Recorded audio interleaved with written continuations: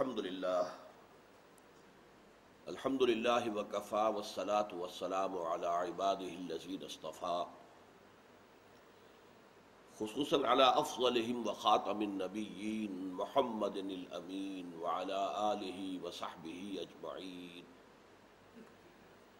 اما بعد فقد قال اللہ تبارک وتعالی کما ورد فی سورة الانفال اعوذ باللہ من الشیطان الرجیم بسم اللہ الرحمن الرحیم یا ایہا الذین آمنوا اطیعوا اللہ ورسولہ ولا تولوا عنہ وانتم تسمعون ولا تکونوا کالذین قالوا سمعنا وهم لا يسمعون ان شر الدواب عند اللہ الصم البکم الذین لا يعقلون وَلَوْ عَلِمَ اللَّهُ فِيهِمْ خَيْرًا لَأَسْمَعَهُمْ وَلَوْ أَسْمَعَهُمْ لَتَوَلَّوْا وَهُمْ مُعْرِضُونَ صدق اللہ العظیم رب اشرح لي صدری ويسر لي امری واحلل عقدۃ من لسانی یفقهوا قولی اللهم ربنا الہمنا رشدنا واعذنا من شرور انفسنا اللهم ارنا الحق حقا وارزقنا اتباعه وارنا الباطل باطلا وارزقنا اجتنابه آمین یا رب العالمین۔ مطالعہ قرآن حکیم کے جس منتخب نصاب کا سلسلے وار مطالعہ ہم کر رہے ہیں ان مجالس میں، ان میں آپ کو یاد ہوگا کہ تواصی بالصبر کے ضمن میں پہلے ہم نے یہ دیکھا تھا کہ مکی دور میں کس طرح کا صبر درپیش تھا مسلمانوں کو، پرسیکیوشن، ٹارچر، مصائب، مشکلات۔ مدنی دور میں آ کر اس کی شکل بدلی، اب معاملہ شروع ہو گیا قتال کا، اور قتال ظاہر بات ہے کہ جب انسان جنگ میں جاتا ہے تو وہ جان ہتھیلی پر رکھ کر جاتا ہے، واپس لوٹ آنا خوش قسمتی ہے۔ اس حوالے سے یہ ایک نیا قسم کا صبر تھا کہ جس کا تقاضا مسلمانوں سے ہو رہا تھا۔ اس ضمن میں ہم نے جو مقامات ابھی تک پڑھے ہیں ان میں سب سے پہلے اذن قتال کن آیات کی روح سے ہوا، اس لیے کہ مکے میں تو اجازت تھی ہی نہیں، تم پر کتنا ہی تشدد کیا جائے تم جوابی کارروائی نہیں کر سکتے۔ پھر اب جو صورت تبدیل ہوئی تو پہلے یہ کہ قتال کی اجازت وارد ہوئی، وہ کن آیات کے حوالے سے، پھر حکم قتال جو آیا وہ کن آیات کے حوالے سے، اور اس کے ضمن میں ہم دیکھ چکے ہیں کہ بہت سے لوگ بڑے ریلیکٹنٹ تھے۔ بعض لوگوں نے یہاں تک کہا کہ یہ تو خود ہی محمد نے صلی اللہ علیہ وسلم سلسلہ شروع کر دیا ہے تصادم کا، ابھی کوئی قرآن میں تو صریح حکم آیا ہی نہیں ہے، کہیں واضح بات آئی نہیں، کوئی صورت اتری نہیں، جس کے جواب میں پھر سورہ محمد صلی اللہ علیہ وسلم، جس کا دوسرا نام سورہ قتال بھی ہے، وہ نازل ہوئی۔ بہرحال اس کے بعد پھر ہم نے غزوہ بدر سے متعلق بعض باتیں جو ہیں وہ پڑھی اور سمجھی، اور چونکہ غزوہ بدر کے حالات و واقعات پر ایک بہت ہی جامع تبصرہ ہے سورہ انفال میں، 10 رکوعوں پر مشتمل اور 75 آیات پر مشتمل یہ سورہ مبارکہ ایک مسلسل خطبہ ہے، مربوط ہے۔ اس کا اول و آخر ہم نے سب سے پہلے پڑھا کہ ایمان، حقیقی ایمان کے کیا اوصاف ہوتے ہیں، بندہ مومن کی شخصیت کی تصویر کے 2 رخ۔ پہلا رخ سورہ انفال کے شروع میں آیا اور دوسرا رخ سورہ انفال کے آخر میں آیا۔ اب میں آج جس مقام سے شروع کر رہا ہوں یہ تیسرا رکوع ہے اس سورہ مبارکہ کا، اور یہ بھی در حقیقت قرآن مجید کے جامع ترین مقامات میں سے ہے۔ گویا کہ اس اعتبار سے اس کو بھی ہم بالکل شروع کے جو 4 اسباق ہیں، جامع اسباق، ان میں شامل کر سکتے تھے، لیکن جیسا کہ ایک حکمت کے تحت ہم نے یہ کیا کہ نہایت جامع سبق سورہ حج کی آخری آیات کا وہ ہم نے درمیان میں رکھا، تاکہ جب ہماری مختلف مباحث بڑھتے چلے جاتے ہیں، پھیلتے چلے جاتے ہیں، تو اندیشہ ہوتا ہے کہ وہ ڈور کا سرا کہیں ہاتھ سے جاتا نہ رہے، لائن آف آرگیومنٹ جو ہے وہ انسان کے ذہن کی گرفت سے نکل نہ جائے، اس لیے پھر لوٹ کر کسی جامع مقام کی طرف آنا یہ حکمت کا بڑا تقاضا ہے۔ اسی طرح کا جیسا کہ میں نے عرض کیا یہ مقام ہے. میں نے اس میں پہلے 4 آیات کی تلاوت کی ہے. ارشاد باری تعالیٰ ہے یا ایھا الذین آمنوا اطیعوا اللہ ورسولہ ولا تولوا عنہ وانتم تسمعون. اے ایمان کے دعوے دارو، اطاعت کرو اللہ کی اور اس کے رسول کی صلی اللہ علیہ وسلم. ولا تولوا عنہ، اور اس سے روگردانی نہ کرو. یہ بڑا عجیب نقطہ ہے یہاں پر. اطاعت اللہ کی اور اس کے رسول کی تو تثنیے کا صیغہ آنا چاہیے ولا تولوا عنہما. اللہ اور اس کے رسول سے روگردانی نہ کرو، منہ نہ موڑو، پیٹھ نہ موڑو، انحراف نہ کرو. لیکن صیغہ واحد کا آیا ولا تولوا عنہ. کیوں؟ اس لیے کہ اللہ کا حکم بھی تو بواسطہ محمد صلی اللہ علیہ وسلم نازل ہو رہا ہے. قرآن بھی تو حضور کے دہن مبارک سے در حقیقت صادر ہو رہا ہے، نکل رہا ہے. لہذا حقیقت کے اعتبار سے اللہ کا حکم، اللہ کے رسول کا حکم، عملی اعتبار سے اللہ کے رسول کا حکم. جو قرآن میں آیا ہے وہ بھی حضور کی زبان سے ہے، اور جو حضور حکم دے رہے ہیں وہ بھی آپ کی زبان مبارک سے ہے. لہذا واحد کا صیغہ یا ایھا الذین آمنوا اطیعوا اللہ ورسولہ ولا تولوا عنہ، اور ان سے روگردانی نہ کرو وانتم تسمعون، جبکہ تم سن رہے ہو. یہ ہے وہ سمع و طاعت. ایمان کا تقاضا کیا ہے؟ سنا اور مانا. سمعنا واطعنا غفرانک ربنا والیک المصیر. اب یہ جو سورہ بقرہ کے آخر میں الفاظ آئے سمعنا واطعنا، ان تسمعوا وتطیعوا، یہ آتا ہے قرآن مجید کے اندر. تو سمعنا واطعنا، تم سنتے ہو. اگر تمہارے کانوں تک حکم پہنچ گیا ہے رسول کا صلی اللہ علیہ وسلم، پھر روگردانی کرنا، یہ ایمان کے منافی ہے. یہ تو اصولی بات ہو گئی. جب اللہ پر ایمان ہے، اللہ کے رسول پر ایمان ہے، تو ان کے کسی بھی فرمان سے روگردانی کرنا ایمان کے منافی ہے. اب بحث کی جا رہی ہے ایک ایسے طبقے سے کہ جو تھا تو مسلمان، لیکن بدترین جو کفار تھے ان کے مشابہ ہو چکا تھا. اس کے تاریخی پس منظر کو اچھی طرح سمجھ لیجئے. دیکھیے مکے میں صورت یہ تھی کہ ایک ایک ایک ایک ایک ایک بمشکل لوگ ایمان لا رہے تھے. میں بارہا عرض کر چکا ہوں 10 برس میں بمشکل 100-125 آدمی حضور کی جھولی میں آئے ہیں. اب 10 برسوں کے دن نکال لیجئے، 3000-4000 کے قریب بن جائیں گے. تو ذرا ایوریج نکالیے کتنے دنوں میں ایک آدمی مل رہا ہے.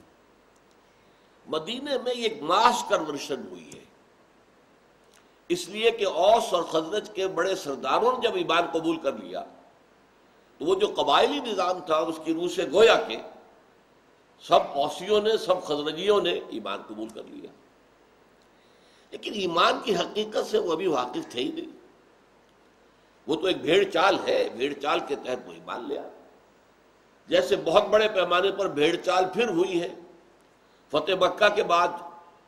اب قبیلے کے قبیلے آ رہے ہیں، ان کے وفود آ رہے ہیں، وہ اسلام لا رہے ہیں، جن کے بارے میں پھر ہم پڑھ چکے ہیں سورہ حجرات کے اندر کہ ان میں سے بہت سے لوگ جو ہیں وہ تو در حقیقت منافقانہ طور پر ایمان لا رہے تھے، اور بہت سے ایسے بھی تھے جو نہ منافق تھے نہ مومن تھے، بیچ بیچ میں تھے. مسلمان تو ہو گئے لیکن ابھی ایمان کی حقیقت نصیب نہیں ہوئی تھی. قالت الاعراب آمنا قل لم تؤمنوا ولكن قولوا اسلمنا ولما يدخل الايمان في قلوبكم. یہ بدو دعویٰ کر رہے ہیں کہ اب ایمان لے آئے. نبی ان سے کہہ دیجئے، کان کھول دیجئے ان کے، تم ایمان ہرگز نہیں لائے ہو، بلکہ یوں کہو کہ ہم مسلمان ہو گئے ہیں، حالانکہ ابھی تک ایمان تمہارے دلوں میں داخل نہیں ہوا ہے. اسی طریقے سے یہ جو مدینے میں ماس کنورشن ہوئی ہے 2 قبیلوں کی، اس میں ظاہر بات ہے ایسے بہت سے لوگ آ گئے جن کے دلوں میں ابھی ایمان کی کوئی رمق تھی ہی نہیں. اب وہ جو ہے اس پوری نئی صورتحال کو ذہن القبول کرنے کے لیے تیار نہیں تھی، جیسا کہ میں نے بتایا. اور ہم اس سے پہلے ایک سورہ نساء کی آیت کے حوالے سے دیکھ چکے ہیں کہ انہوں نے کہا پروردگار تو نے ابھی اس قتال کو ہم سے کچھ دور کیوں نہ رکھا، یہ مصیبت جو ہے ہمارے گلے میں فوراً پڑ گئی. اچھا مکے سے جو آئے تھے وہ تو پوری طرح تیار اور پختہ ہو کر آئے تھے، بڑی بڑی سختیاں جھیل کر آئے تھے، مصائب برداشت کر کے آئے تھے، لہذا ان کے لیے تو اس میں سرے سے کوئی مسئلہ تھا ہی نہیں، کوئی نئی بات تھی ہی نہیں، صرف یہ کہ صورت بدل رہی ہے، آزمائش، اس کے لیے وہ ذہن پورے طور پہ تیار ہو کر آئے۔ لیکن یہ مدینے والوں کے اندر جو ہے ایک دم ایک ایسی جماعت پیدا ہو گئی کہ جو بدترین نفاق میں مبتلا تھے۔ ان کی کیفیت وہی ہو گئی جو مکے میں ان لوگوں کی ہو گئی تھی جن کا ذکر سورہ بقرہ کے شروع میں کیا گیا ہے۔ ان الذين كفروا سواء عليهم انذرتهم ام لم تنذرهم لا يؤمنون ختم الله على قلوبهم وعلى سمعهم وعلى ابصارهم غشاوة ولهم عذاب عظيم۔ ایک ایسا طبقہ تھا کہ جن کے دلوں پہ اللہ نے مہر کر دی تھی۔ کیوں؟ ان کی مسلسل ان کی طرف سے جو انکار ہو رہا تھا، مسلسل حضور سنا رہے ہیں، قرآن سنا رہے ہیں، ابھی ان کا دل گواہی بھی دیتا ہے، پھر کوئی تعصب، کوئی عصبیت، کوئی مفاد، کوئی اپنی حیثیت، کوئی اپنا اقتدار، وہ آڑے آ جاتا ہے۔ اس سے ہوتے ہوتے شکل یہ ہو چکی ہے جس کو میں نے کئی مرتبہ بیان کیا، پوائنٹ آف نو ریٹرن۔ آدمی ہوتے ہوتے ہوتے ہوتے ایسے مقام تک پہنچ جاتا ہے کہ پھر چاہے بھی واپس آنا تو نہیں آ سکتا، اس لیے کہ اتنا ایڈوانس کر چکا ہوتا ہے، اس کا موقف اتنا لوگوں کے سامنے آ چکا ہوتا ہے کہ اب اس کی جھوٹی عزت نفس جو ہے اس میں مانے ہو جاتی ہے کہ اب میں مانوں، 10 سال تک تو میں انکار کرتا رہا، اب کیسے مان لوں؟ تو یہ وہ لوگ ہیں جن کے بارے میں قرآن نے کہا کہ ختم اللہ علی قلوبہم وعلی سمعہم وعلی ابصارہم غشاوہ وَلَهُمْ عَذَابٌ عَظِيمٌ۔ ان کے لیے تو عذاب عظیم ہے۔ یہ ابو جہل ہو، ابو لہب ہو، یہ عقبہ ابن ابی معیط ہو، کسے باشد، ان کے بارے میں نبی برابر ہے آپ انہیں مزید خبردار کریں، انذار کریں۔ سواء علیہم انذرتہم ام لم تنذرہم لا یؤمنون، وہ ایمان لانے والے نہیں۔ اب دیکھیے مدینے میں تھوڑے سے عرصے ہی میں یوں سمجھیے کہ یہ ساری کیفیت جو ہے ایک خاص گروہ میں پیدا ہو گئی جو بدترین منافق تھے۔ اصل میں اس وقت جو خطاب کا رخ ہے وہ ان کی طرف ہے، لیکن گفتگو شروع کی گئی ہے بالکل جنرل انداز میں، جیسا کہ میں نے بارہا کہا ہے کہ یا ایھا الذین نافقوا سے قرآن مجید میں کوئی آیت نہیں ہے، یا ایھا الذین آمنوا، اس لیے کہ وہ بھی بہرحال مسلمان تو ہو گئے تھے، ایمان کے مدعی تو تھے، لہذا یا ایھا الذین آمنوا۔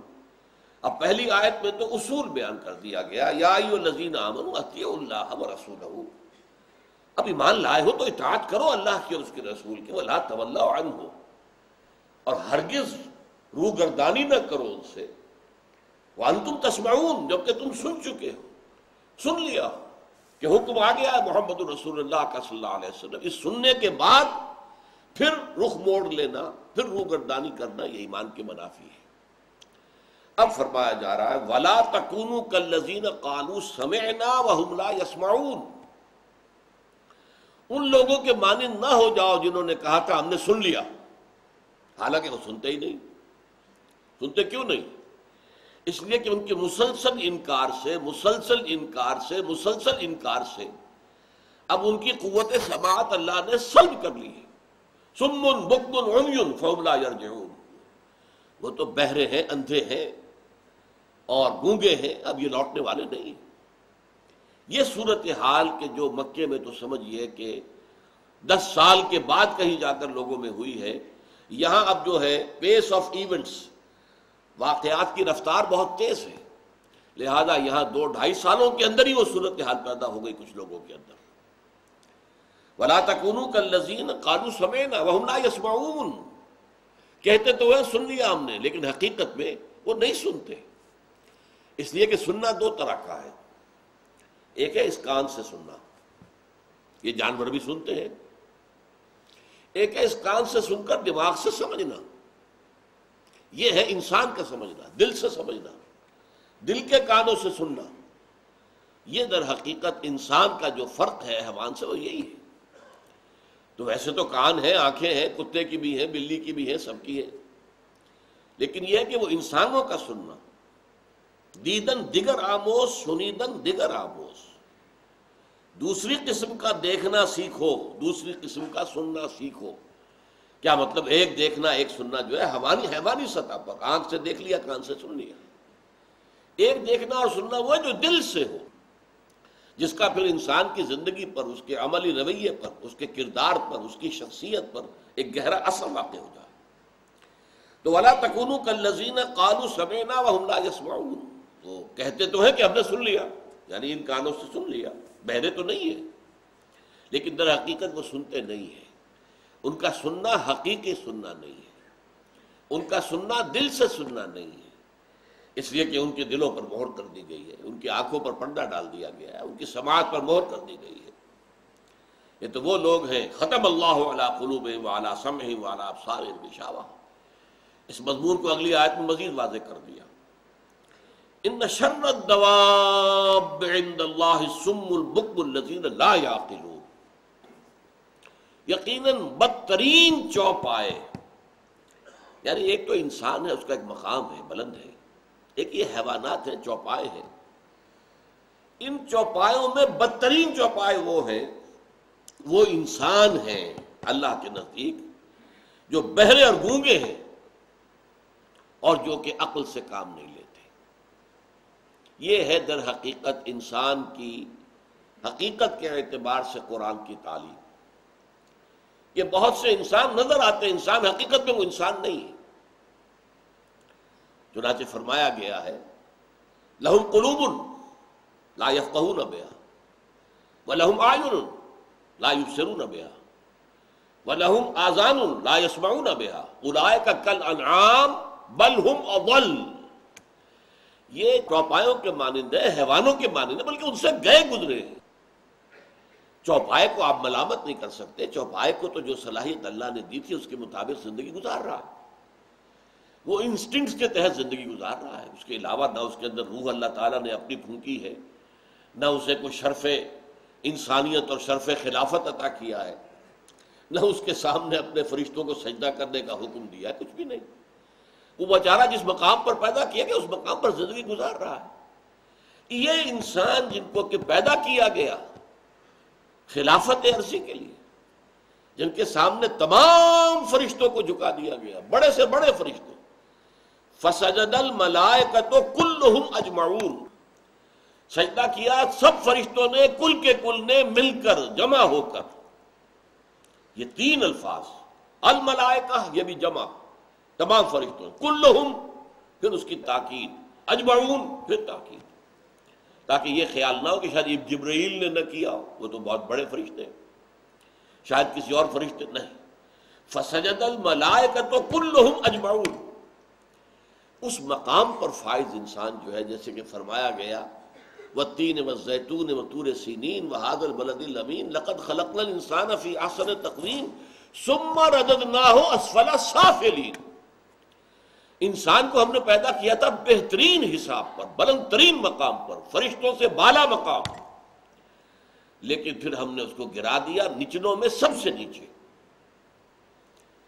اس کے دو معنی ہیں، ایک تو یہ ہے کہ جو صاحب شعور، خود شعوری رکھنے والی جو مخلوقات ہیں اللہ کی، ان میں سب سے بلند فرشتے ہیں، پھر جنات ہیں، پھر انسان ہے، اس لیے کہ یہ خاکی الاصل ہے۔ انسان مجرد انسان، جبکہ ابھی روح نہ پھونکی گئی ہو، روح جب پھونک دی گئی اب گویا کہ وہ فرشتوں سے بھی افضل ہو گیا۔ لیکن جو لوگ اس روح کی طرف توجہ نہیں کرتے، جو سورہ حشر میں شکوہ کیا گیا ہے وَلَا تَكُونُوا كَالَّذِينَ نَسُوا اللَّهَ فَأَنسَاهُمْ أَنفُسَهُمْ، ان لوگوں کے مانند نہ ہو جانا جنہوں نے خدا کو بلا دیا، اپنے آپ سے غافل کر دیا گیا، اپنی روح سے غافل کر دیا گیا، اپنا جو مقام بلند ہے اب اس سے غافل ہو گئے، اپنے آپ کو حیوان سمجھ رہے ہیں۔ اور جدید تہذیب کا سب سے بڑا المیہ، سب سے بڑی ٹریجڈی یہ ہے، آج کا انسان اپنے آپ کو محض ایک ترقی یافتہ حیوان سمجھتا ہے۔ چاہے بایولوجی کے میدان میں ڈارون کا فلسفہ ابھی درجہ ثبوت کو نہیں پہنچ سکا، ابھی وہ نظریہ ہی ہے، تھیوری ہے، لیکن اس نے تمام سوشل سائنسز ان کے اندر اس طرح پرمیٹ کر دیا ہے، اس طرح اس کے اندر رچ بس گیا ہے کہ آج کا انسان اپنے آپ کو محض حیوان سمجھتا ہے۔ جتنا فرق ہے گدھے میں اور گھوڑے میں، یہ بہترین مثال ہے۔ گدھے اور گھوڑے میں کیا فرق ہے؟ گدھا ذرا کورس اینیمل ہے، بھدا سا ہے، گھوڑا ذرا ریفائنڈ اینیمل ہے، اس میں تمکنت ہے، باقی کیا فرق؟ خچر تو بہت ہی قریب پہنچ جاتا ہے گھوڑے کے، لیکن گھوڑا گھوڑا ہے، گدھا گدھا ہے، بنیادی فرق کوئی نہیں ہے ان میں۔ اسی طرح گوریلا، شمپینزی، اس میں اور انسان میں کیا فرق ہے؟ بس وہی ہے کہ وہ ذرا کورس اینیملز ہیں، یہ ذرا ریفائنڈ ہے۔ انسان نے جب اپنے آپ کو حیوان سمجھا تو گویا کہ اللہ نے جو مقام اسے عطا کیا تھا اس سے خود مستعفی ہو گیا ہے، اب وہ خلافت ارضی سے خود مستعفی ہو گیا۔ اپنی شرافت نفس جو اللہ نے انہیں عطا کی تھی روح کی بنیاد پر، اس سے خود ہاتھ دھو بیٹھا۔ تو یہ صورتحال ہے انسانوں میں سے جو لوگ روح سے اور قلب کی کیفیات سے غافل ہو جائیں۔ ان شر الدواب عند اللہ الصم البکم الذین لا یعقلون، وہ گونگے اور وہ بہرے جو عقل سے کام نہیں لیتے، سوچتے نہیں، غور و فکر نہیں کرتے۔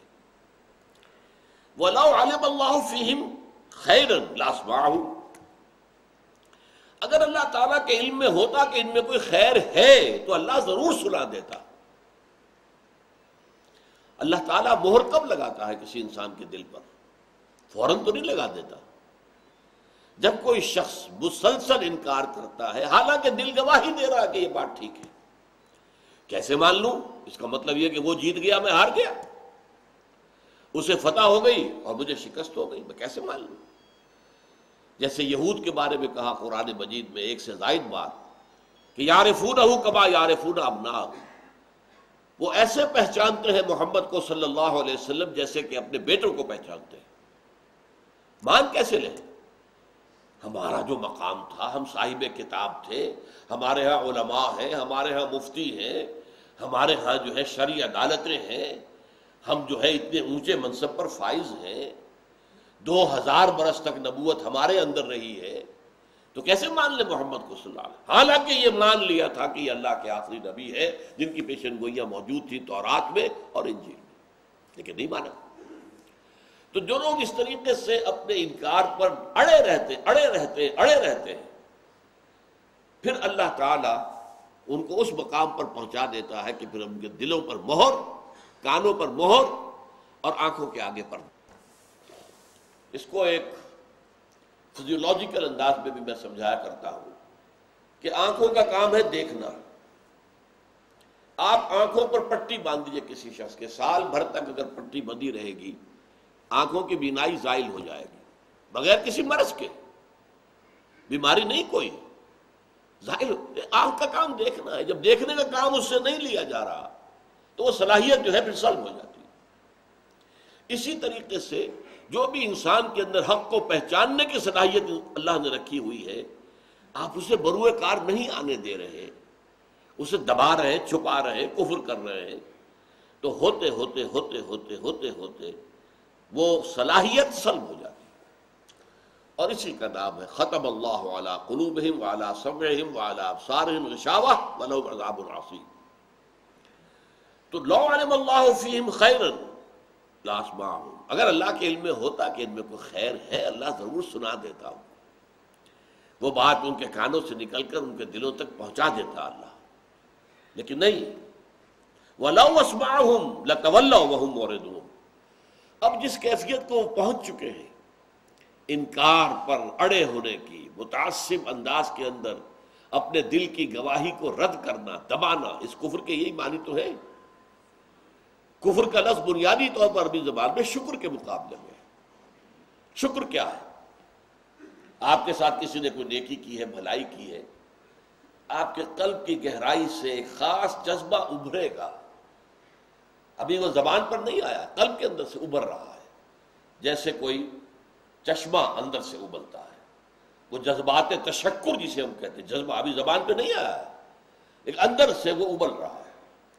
اب ایک شخص تو وہ ہے کہ جو پھر زبان سے بھی کہتا ہے میں آپ کا شکریہ ادا کرتا ہوں، آپ نے میرے ساتھ یہ بھلائی کی ہے، اللہ آپ کو بھی آپ کے ساتھ بھلائی کرے، اس کا اجر دے۔ ایک وہ شخص ہے کہ جو اس جذبے کو دبا دیتا ہے، اندر نہیں مانتا کہ میرے ساتھ کسی نے بھلائی کی ہے، یہ کفر ہے، اندر سے ابھرنے والی شے کو دبا دینا۔ کفر کے معنی چھپا دینا، دبا دینا، اسی سے کفارہ کا لفظ بنا ہے، گناہ کا کفارہ، یعنی گناہ کے اثرات زائل ہو جائیں گے، جیسا کہ گناہ کے اوپر پردہ ڈال دیا گیا، ختم ہو گیا، اسی لفظ کفارہ بنا ہے۔ اسی سے کفار وہ جو زراعت کرنے والے انہیں بھی کہا گیا کہ وہ زمین کے اندر بیج کو چھپا دیتے ہیں، پھر وہاں سے وہ پودا ابھرتا ہے۔ تو فرمایا وَلَوْ عَلِمَ اللَّهُ فِيهِمْ خَيْرًا لَأَسْمَعَهُمْ وَلَوْ أَسْمَعَهُمْ لَتَوَلَّوْا وَهُمْ مُعْرِضُونَ، اگر اللہ تعالیٰ نے سنا بھی دیا ہوتا تب بھی انہوں نے اعراض ہی کرنا تھا، اس لیے کہ اندر سے وہ اس آخری پوائنٹ آف نو ریٹرن کو پہنچ چکے ہیں، ان کے اندر سے وہ استعداد سلب ہو چکی ہے، خیر کو پہچاننے اور خیر کو تسلیم کرنے کی استعداد ان میں باقی نہیں رہی ہے۔ یہ ہے وہ درجہ آخری جو کفر، بدترین کفر، اس مقام تک انسان کو پہنچا دیتا ہے۔ منافقین کے اندر بھی اس درجے تک پہنچ جانے والے موجود ہوتے ہیں، اگرچہ بظاہر اسلام کا پردہ پڑا ہوا ہے۔ کیا عبداللہ ابن ابی ابو جہل سے کم دشمن تھا حضور کا؟ کیا ابو لہب کی دشمنی سے کم دشمنی تھی عبداللہ ابن ابی کی؟ لیکن پردہ اسلام کا پڑا ہوا ہے، وہ اپنے آپ کو مسلمان کہتا ہے، مومن ہونے کا مدعی ہے، حقیقت میں ابو لہب سے اور ابو جہل سے بدتر ہے۔ یہ انجام ہو جاتا ہے کن کا؟ جو ماننے والے ہیں۔ ہمارے لیے لمحہ فکریہ ہے، ہر شخص اپنے اندر جھانکے، کہیں اس کیفیت کا کوئی پرتو، کوئی عکس میرے اندر تو نہیں واقع ہو رہا۔